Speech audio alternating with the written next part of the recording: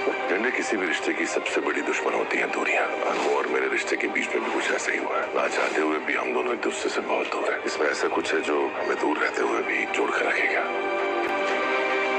घर जाने के बाद ऐसी कोई बात नहीं होनी चाहिए जिससे तेरे पापा को टेंशन हो। और आर्या सच की बात तो बिल्कुल मत करना।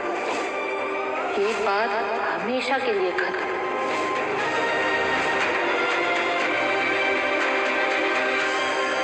अनु इस वक्त एक बेहद बड़ी मुसीबत में फंस चुकी है।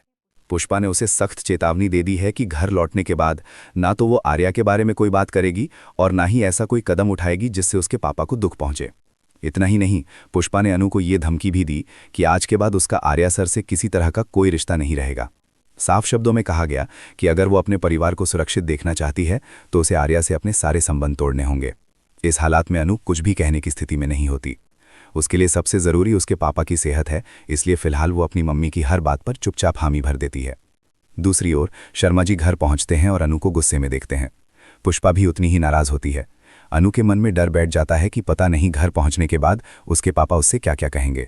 वो अंदर ही अंदर बहुत घबराई हुई होती है।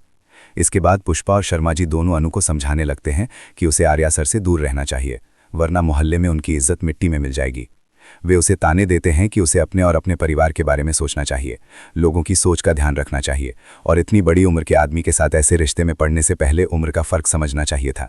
दोनों मिलकर अनु को खूब सुनाते हैं और चेतावनी देते हैं कि अगर उसने आगे भी आर्या से कोई रिश्ता रखा तो अंजाम अच्छा नहीं होगा।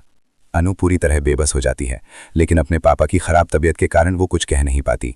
इसी बीच झेंडे आर्या की तरफ से भेजा गया गिफ्ट अनु तक पहुंचाने आने वाला होता है। अब देखना यह है कि वो उस गिफ्ट को अनु तक कैसे पहुंचाएगा।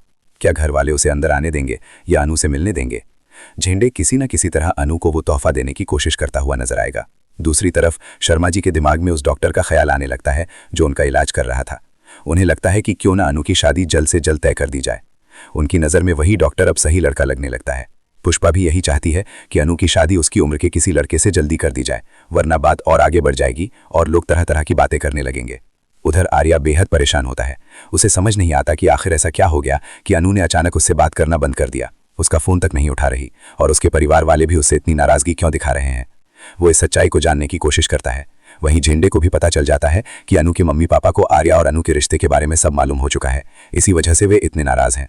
इधर गायत्री देवी सोचती है कि उसे एक बार अनु के माता पिता से बात ज़रूर करनी चाहिए और आर्या व अनु के रिश्ते को तय करने की कोशिश करनी चाहिए।